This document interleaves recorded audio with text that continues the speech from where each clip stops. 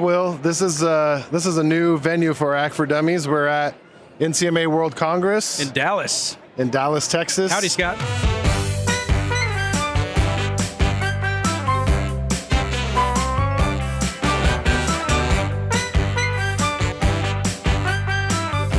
Plan on having this the same old deal. So even though we're in a conference and there's people walking around, we want to put this on YouTube just like we do all the others. Yeah. So still the same amount of substance. Yeah. All right, so I want to talk about, I keep hearing about, they're changing the FAR. We heard it, call it the RFO, the Revolutionary RFO. FAR Overhaul. Unidentified flying objects. Nice. Yeah. Revolutionary. So, that sounds scary. That sounds like a big deal. Yeah. What do you know about it? Yeah, so like I think the first question when people hear RFO, like revolutionary, is it really going to be revolutionary? But that's the talk of the town. Like even at this conference, I think there's like multiple sessions about what is this RFO really? And actually the FAR Council folks are here. So who's the FAR Council? Yeah, so the FAR Council, that's in the FAR. That's the Federal Acquisition Regulatory Council. So the the R is regulatory. And it includes people from like the head SPE from NASA, DOD, and GSA, and others. They get together and they create the FAR. We talked in one acquisition for dummies that, you can't really, the executive branch can totally just destroy the FAR. They get rid of the FAR. Just get rid of it. Gone. Yeah, because it's a regulation, and regulation is something that the executive branch does, not the legislative branch. But what prevents, so Trump created that executive order, what is it, common sense? Yeah, common sense. I love that. That's a great title. Sounds so simple. It's common sense. Just put common sense in procurement. He would have, I think, said just get rid of the FAR entirely. The only thing that prevented him from doing that is the FAR has statute in it. So some of the FAR is law. It's referencing law. Okay. So, to take away that part that's referencing law is kind of to leave it up to the contracting officers to sort of know what laws to follow. Yeah. So they know you at least want a book that compiles all the laws related to government procurement and then put them in there for them to follow. So the FAR it's a collection of, there's some laws. Yeah.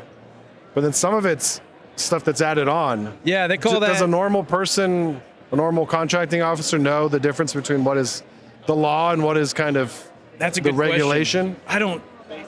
I don't think so. I don't think a lot of people do. So It's like, well, TINA, Truth in Negotiations Act, is TINA. We have some of our characters, we name them Tina. Tina. Because of that, yeah. Davis? Great to meet you, yes. And Tina. Yeah. Can I call you Davis and Tina? I'm Tina, and I've been a contracting officer for 20 years now. And the Small Business Act, Competition and Contracting Act, SECA, from part, was it competition? Part? I haven't slept in a couple days. I can't remember my FAR parts right now. Six. I knew that. 6 is also the number of imperfection, isn't it? It is the number. 7 is the number of completeness. What's FAR part 7? Acquisition planning. That's perfect. Nice. The most perfect part of the FAR is 7. As reflected in number 7 is acquisition planning. That makes sense. It's also the lucky number too. Yeah. So maybe that's a. So the question is, are they really overhauling the FAR? Yeah. Or are they just making a couple tweaks? Yeah. So what the executive order said was to get rid of everything but the statute. Or actually, I'm going to get my old phone out. If that's all right. Yeah. We didn't have room in our luggage for the real big heavy FAR, so we're just using the phone FAR. Are we going to add one in post? Is that too much? We're going to add this one right here. Wait, where's the pillow? Hold on. Doo-doo-doo. There we go. There we go. There you go. All right. There you go. Yeah. All right. I'm guessing what you're looking for is not in there, right? There's Ben. By the way, this is an aside. We're talking about revolutionary changing the FAR. That's something, just to give a little bit of context, the FAR was created over 40 years ago, 1984. That's weird. I feel like, in my mind, the FAR was like the thing they created after the Constitution or something. Yeah, it's true. It feels like it's old. We were going to make a video. I think it's younger than me. It's true. It's 1 year older than me. What did they do before the FAR then? They had a series of they still have Every like agency had their own thing, right? Yeah, I think, and they did have some kind of uniform code. Maybe we can put it up there if we find it. Yeah. But yeah, but yet it's pretty young. And just to give a little bit of context, in 1984, when the FAR was created, Van Halen's 1984 came out with Jump. I hate that song. You hate that song, Jump? Hate it. When I was in college, I told one of my buddies that I wasn't a big fan of Van Halen, Yeah. and he would run to the dining hall ahead of me, and we had a jukebox, and he would put Jump on like 40 times, and so every night at dinner I had to listen to Jump over and over again. But yeah, Jump. Jump. Well, here's a better one then. Bruce Springsteen's Born in the USA. That whole album. Just like the FAR. Yeah. Madonna's Like a Virgin. I don't know. Prince's Purple Rain. The Gremlins. When the FAR came out, Gremlins was released. First PG-13 movie, I think. Was that the first PG-13? I don't Maybe. know. We can check. I'm probably saying a lot of falsehoods right now. Yeah. The Karate Kid, too. Karate Kid came out. When the FAR came out, Karate Kid came out. Okay. So that's the reference. Like that's what was going on. Reagan, I think, right? Reagan was 84. Yeah. So this is what we're revolutionizing here. So the wording was he directed the administration to simplify and streamline the federal acquisition regulation. That's what the executive order was. That was from Reagan? No, this is Trump. This is the executive this is the order new for the one. common Okay. sense. Yeah. I'm trying to find the exact wording. Hold on, let me go to it. 1 second. So this is the language. This is what they're supposed to do to revolutionarily overhaul the FAR. Okay.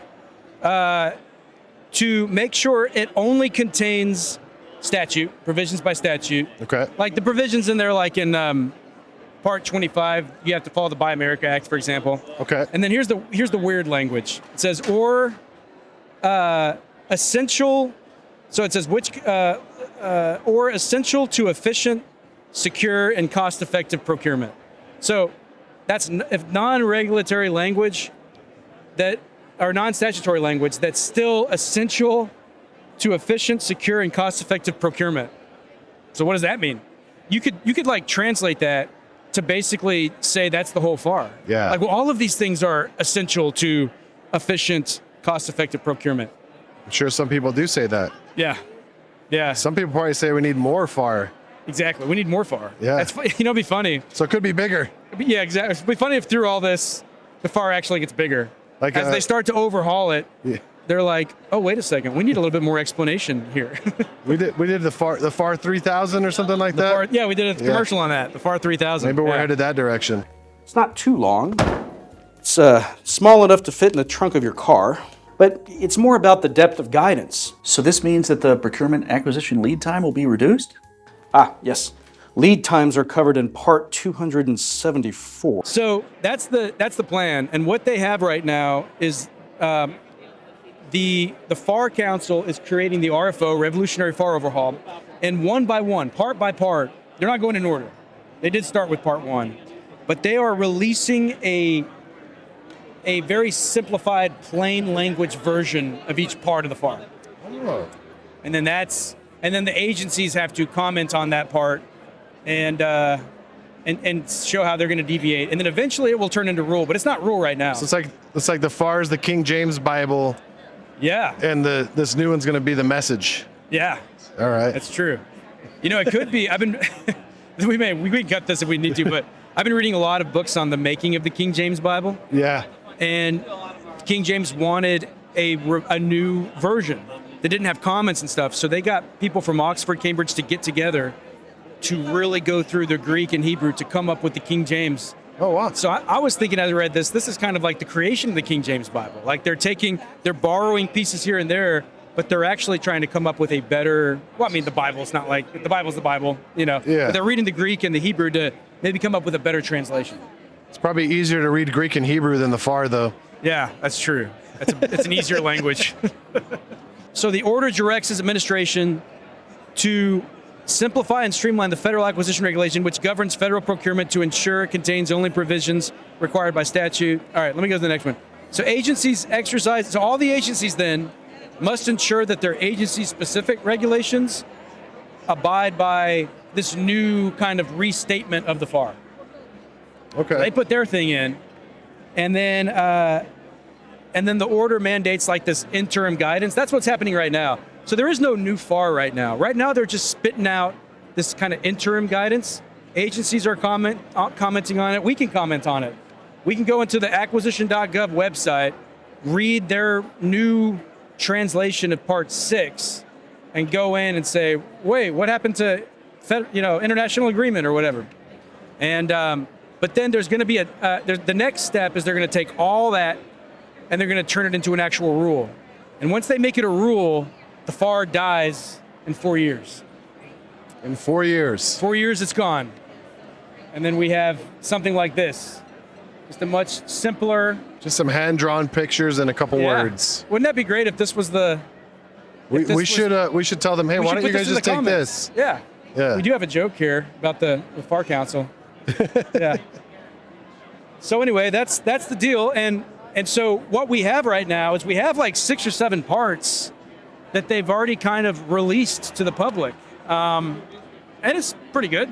Before we go into this, can I do a negative thing real quick? Maybe like a pessimistic point of view on the whole RFO? Yeah, let's hear it.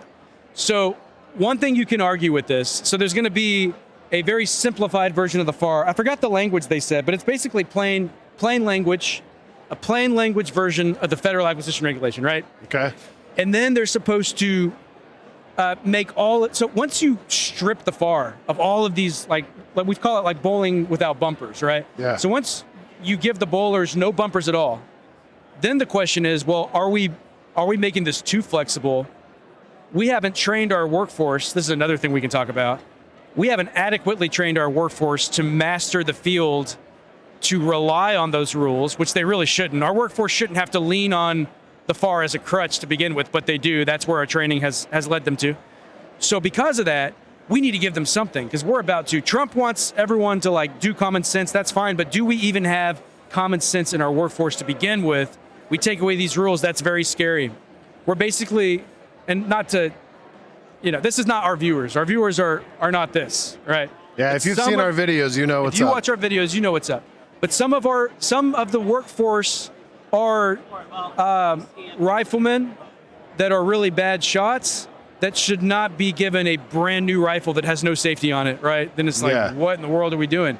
So in order to create that safety, then they are going to create ordering guides that will really just kind of help them work in an unstructured environment. So the big question is, and there's a session on this at the conference, is what are these ordering guides? So the really pessimistic point of view is that they're not gonna get rid of the bureaucracy at all, right? They're just going to take it out of the FAR, and they're going to, what's that liposuction? Maybe that's a bad... Suck fat out of you? It's a bad example, yeah. They're gonna remove the fat. Okay. Oh, when you get your lips done, what's that called? Botox. Botox. They're gonna remove the fat from the derriere and just stick it somewhere else. So they're gonna remove, I think this is coming together, this analogy. Yeah, it's from Fight Club. Yeah, Fight Club, Yeah. exactly. So the FAR overhaul may be like Botox.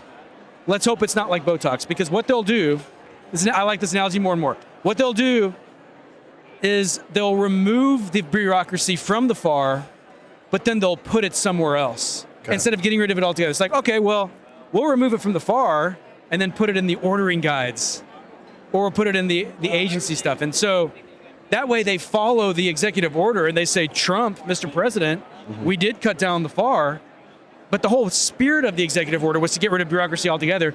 The middle and the government could just take all that bureaucracy and stick it in the ordering guides where there really was no change. You just had fat removed from one place to the next, and you don't look like the same person, and it's kind of awkward. It's sort of like, is that right? Is that what happened to you? Is that Emmylou Harris? Is that Dolly Parton? That doesn't look like her. So would these ordering guides be binding rules then, or are they just guides?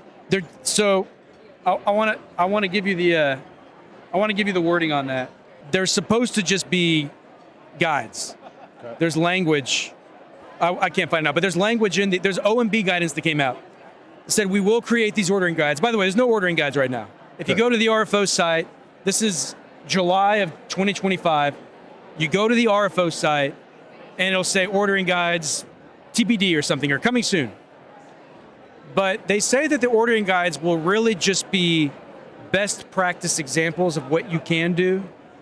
So if it follows the spirit of that, fine, right? But then your agency will probably say, like, follow these rules. Yeah, that may be what it turns These are into. rules for you. Yeah. Okay. So it's almost like you have two paths with these ordering guides. One path is that all the junk's been removed from the FAR to really enable the contracting officer to be flexible.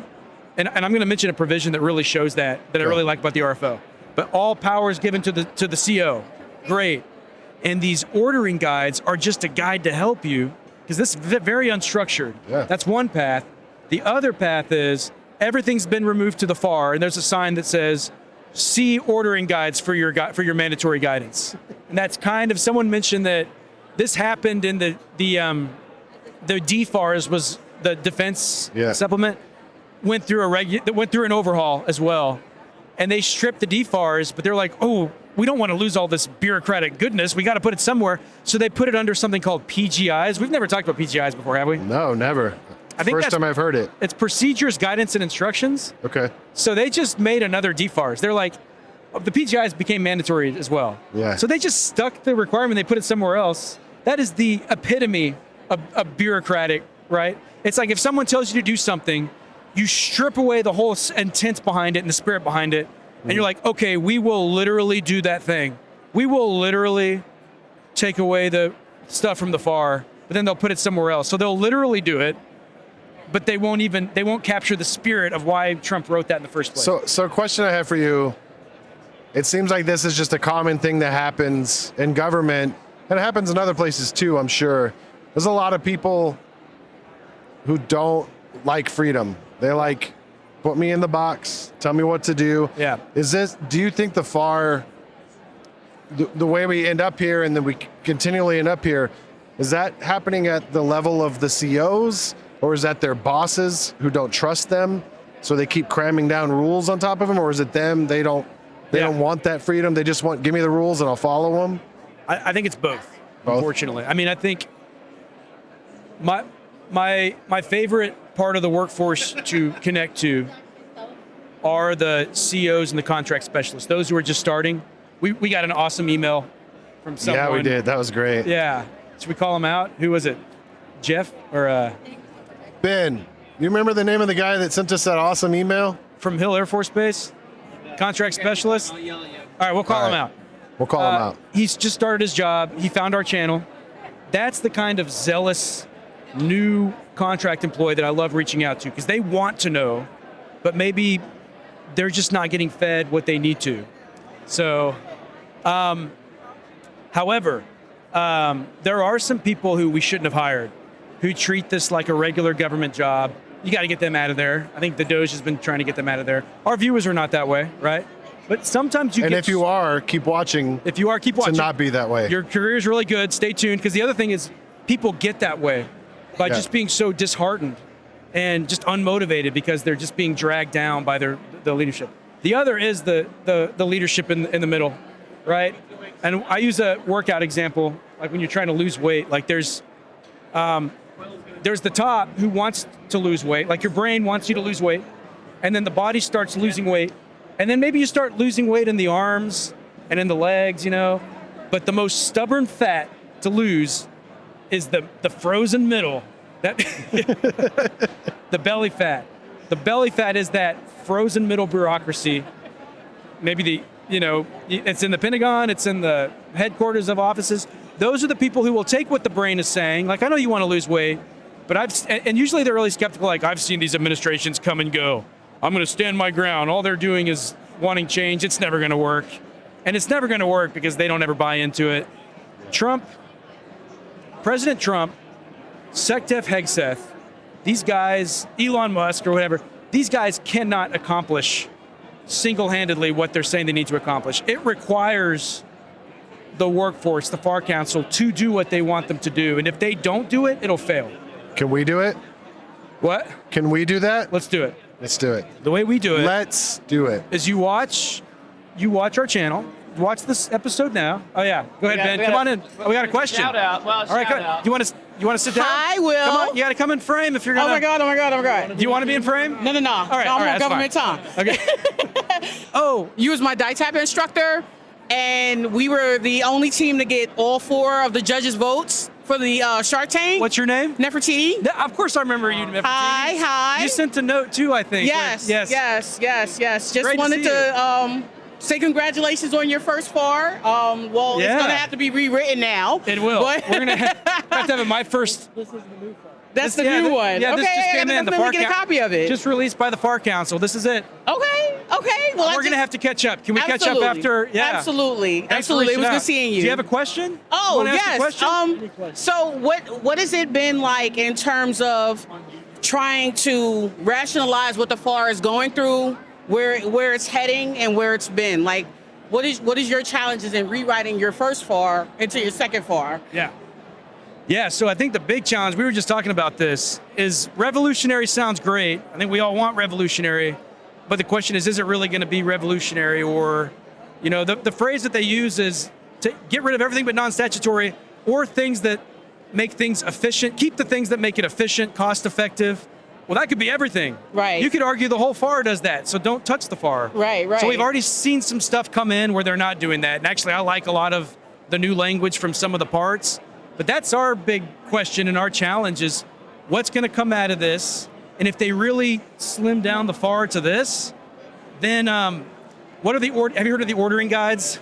Well, we haven't yet. They Okay. haven't filtered it down to our agency yet, but hopefully soon. Yeah. So we're looking to try to see what we can accomplish with it. Stay tuned. You're Yeah. you're in an interesting career field right Yeah. now. You have your roller coaster harness on. Yes. It's no longer the one that you put over your Yeah, I knees. know. It's the over the shoulder. I know. Because you're going to be going through some loops. really, really big roller coasters Big loops, now. big drops. Probably a free fall. Yes. Yeah.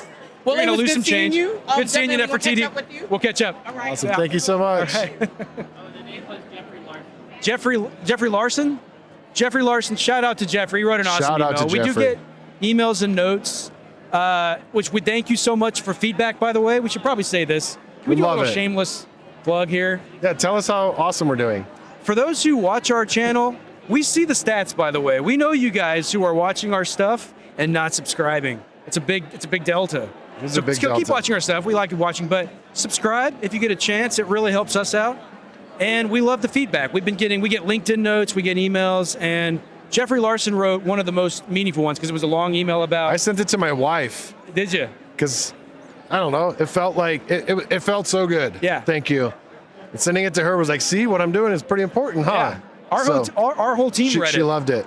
And we got, Yeah. it made me a little teary-eyed. Yeah, me too. So that's one thing. If we usually, so we don't see the people that we're reaching out to because it's YouTube. So it just kind of, our stuff just goes into the void. And only those kind of notes are really, I mean, we get likes and stuff, but the notes are really what let us know that we're having any kind of impact. We're just guessing. Yeah. And let us know if you want us to do something different or Comment down below. add questions. Add If- questions. Maybe, Yeah. hopefully, if you're here this weekend, you'll come and ask us, but Yeah. leave it below if you're not. Yeah. Can I tell you about a part that I really like? Yeah. Can I was move added- your plant real quick? Can you what? I'm going to slide your plant Oh, yeah. over. It's kind of nice that we don't have the, Yeah. Okay. There was one part of the FAR overhaul that I really like. Okay. I'm worried that I'm going back and forth. Like this. Oh. Okay. I've been watching it. I think you're doing pretty good. Okay, cool.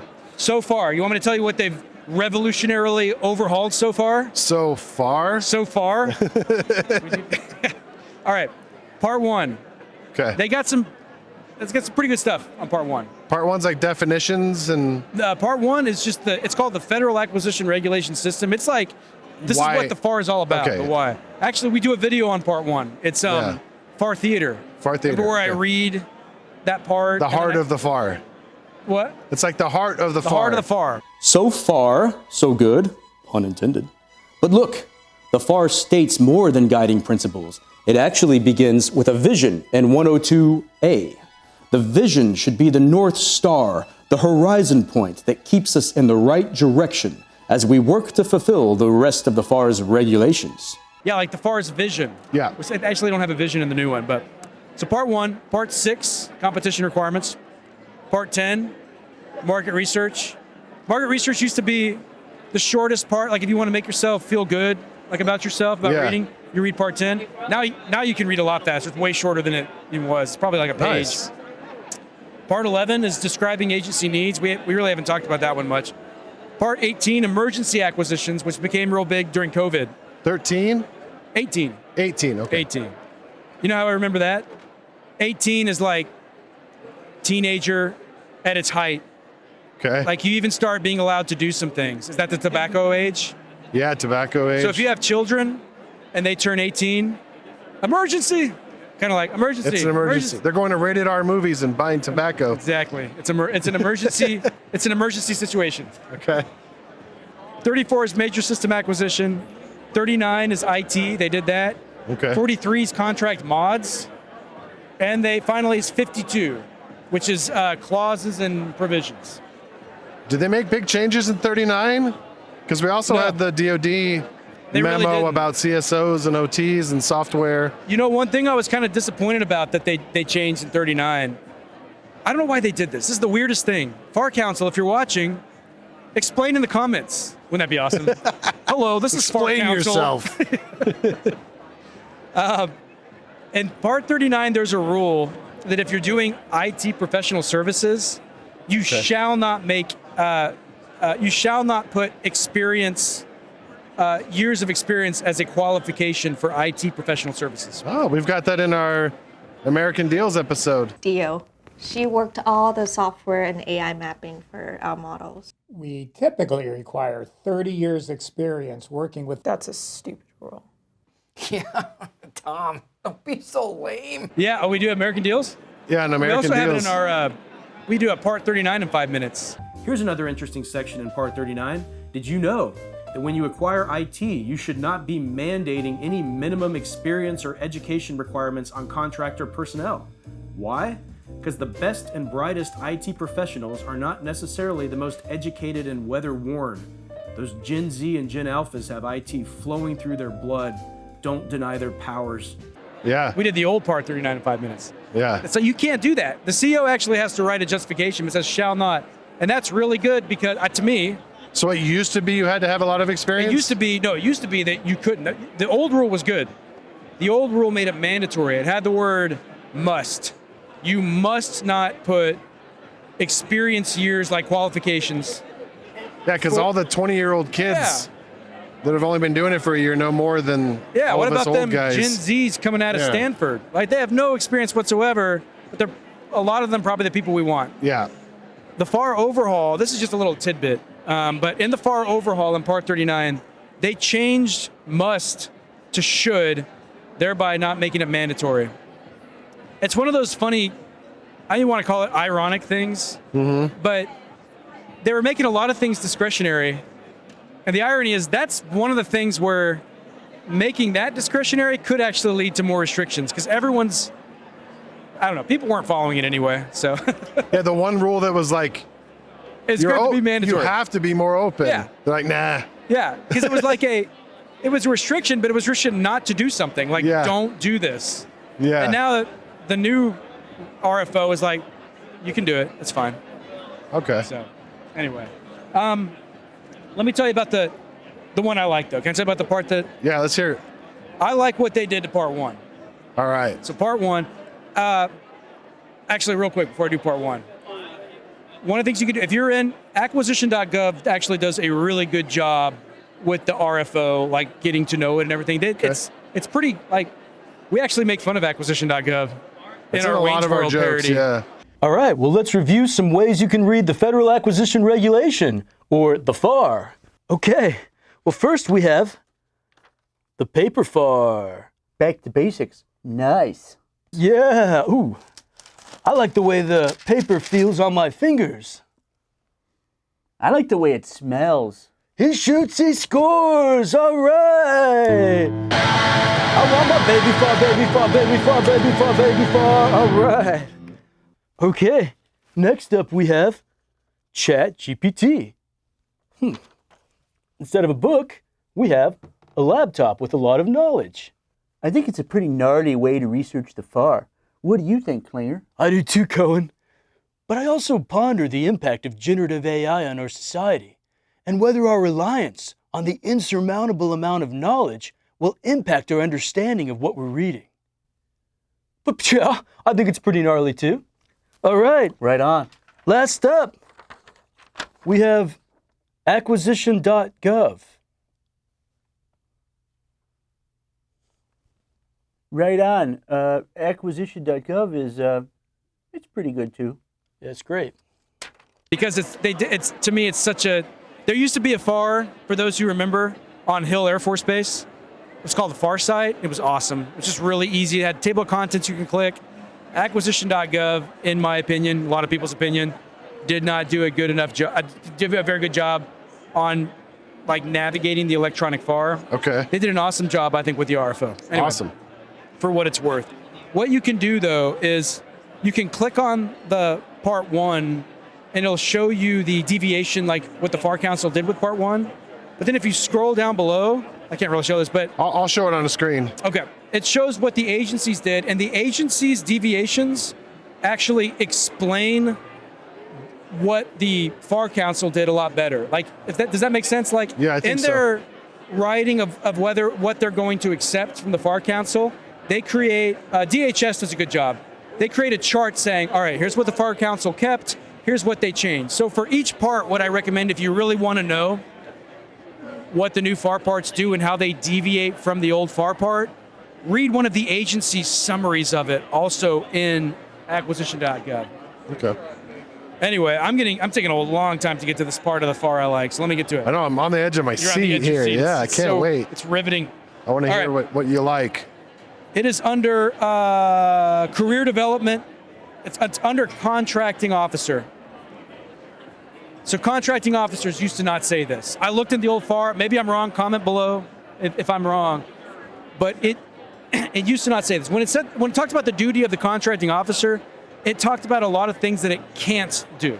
Like contracting officers need to make sure they're not doing this, or they're doing this, or they're getting the warrant the right way. Here's what it says in the authority under 1.402-1 authority of the new FAR Part 1. It's A and B, that's it. A says, only contracting officers may sign, administer, or terminate contracts on behalf of the government. So that's basically saying no one else can, right? COs, okay? Empowering, number 1. The old FAR said that. But here's number 2. Simple sentence. Yeah, by the way, the FAR overhaul has a lot of simple sentences. Really easy to read. I like that. Number 2 says, contracting officers have wide latitude to exercise business judgment. That's it. Wow. They're I like basically, that wasn't in the old Part 1. That's awesome. And actually, also in Part 1, it was in the old FAR, but you'll see a lot of the FAR rewrites, they're taking stuff that was really good, but was buried in a FAR part, that was hard to see. And, it's those parts where you're like, well, actually, the FAR does say this. They're moving that up to, like, the very top. Yeah. And one of the things they're moving up to Part 1 is the guiding. There's 7 guiding principles. They're all really great. And so they took away the vision of the FAR. But now they're adding guiding principles. I like that. So guiding principles 1, one of those guiding principles is that delegate the authority to make decisions to the lowest level within the system. So in other words, we talked about the 7-layer bean dip of review. If the lowly contracting officer, who the FAR is saying that is the only person with the power to bind, they should be giving wide discretion. The reality of the world that our viewers are living in, if you're contracting people, I know a lot of companies, but the reality of the world that they're living in is, yeah, they have the authority, quote unquote, but it's a sham authority. They've got like policy reviews their stuff, legal reviews their stuff, their supervisor reviews their stuff, and all of it's like, you cannot move forward unless you change that. It's not advisory, in other words. Yeah. It's good to have COs have advisors, but the advisors should be advisors. Like, if I were you, I would do this, I would change this. It's like they have to change that. So the work that they release, the contract they release, is actually not their own work. It's the work of a camel committee who got together and changed their work. and they could fight it, or they could just make the machine easy, right? So when it comes down to it, though, the CO is the person that will take the heat if they sign something bad, right? Yeah, the CO takes the heat, and then when there's some kind of protest, usually, guess who the person is that they're talking about who made the mistake, or it's the CO. Yeah. It's not the lawyer. The lawyer's nowhere in the picture. Actually, I did see it. The terrible examples of this in protests I've seen is that lawyers could be, it's not subpoenaed, but they could be interviewed or whatever for a protest, and then they come back and say that the lawyer actually advised the CO to do this and they didn't. So they're totally throwing the CO under the bus. Everyone runs. When the CO gets persecuted, the sheep scatter. Little biblical reference there, I guess. I don't know. Got a lot of biblical references. Yeah. This is a biblical version instead of a musical version. It's the biblical, yeah. I don't know if I should compare the CO to Christ. No, probably not. But you get that part. Maybe to Moses. Moses. Yeah, that's true. Yeah, People yeah. grumbled when the CO wanted to do something. Yeah. Why did you lead us here, CO, in this wilderness of bureaucracy? Yeah. CO says, I have a plan, don't worry. I'm responsible. I'm responsible. Yeah. Okay. But these 7 principles are great. We should, so read the 7 principles. We should do a video on the 7 principles. We should. Should we wait for that? Maybe not a Dummies, we did we had the procurement champion. What is it? 5 ways to be a procurement We should champion. do a Act for Dummies on procurement champion. So anyway, there's a lot of goodness out of the FAR overhaul, and I just think it's going to come to the workforce doing something about it. So the FAR Council is not the answer to efficient, streamlined, fast, non-bureaucratic contracting. The FAR Council and the consequent rewriting of the FAR is not the solution to reaching out to industry better, having better conversations with industry.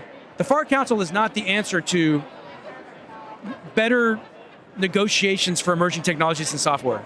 That's going to be the mastery of the contracting. And if we have a workforce where we've never cultivated the mastery of the actual craft, then they're not going to know what to do. I love the RFO. I love it. I love the executive order. That common sense of procurement. It's great. I love the XF memo, except the only bad thing about that is they are mandating only one thing, the OT for software. But I love all that stuff. What I don't love, though, is the disconnect between all this goodness and the people who are actually going to have to carry it out. And training is talked about a little bit, and they put it again on FAI and DAU, so I'm not going to throw shade on them, but they've been the ones training for decades, and is that part of the reason why we are where we are? So is DAU going to fundamentally change the way DAU's been? Is FAI going to fundamentally change the way they've been? Because right now, we don't have a regulation problem, we have a workforce problem. So the solution to the issues is not a top-down fix. We need to fix the base. We need to fix the base, and we need the top to give the base that goodness. It's like we have some people who write to us and said, you just explained to us in a way better way than my mandatory training did. So what the people do need at the base from the top is really good quality, inspirational, motivational guidance to turn them into the masters that they need to be. And then once we have that, then all this new fancy stuff that we're throwing at the workforce, AI to make procurement automated, a revolutionary FAR overhaul, OTs, CSOs, that's all great. But then all of this stuff will make sense to the acquisition master. Right now, we're just giving a bunch of people guns with no safeties. Yeah, and I think it makes sense. We did a video, the robot video. It makes sense if as a CO, you see your job as following a set of rules. Yeah. What kind of stuff do you do? I can do many things. You can do the tasks that I cannot do. What kind of things do you do? I do a lot of filing and paperwork. Yes, I can do those things. I follow checklists, I fill in templates, I cut and paste from old documents to new, I send emails. Yes. Yes. I like to ignore people. I'm very good at that. Really? You can't be as good as I am. Oh, that's good.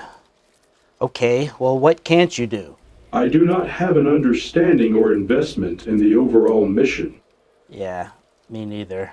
I also do not have the capacity to build business relationships with companies or foster a role as a trusted business advisor for the customer. Trusted what?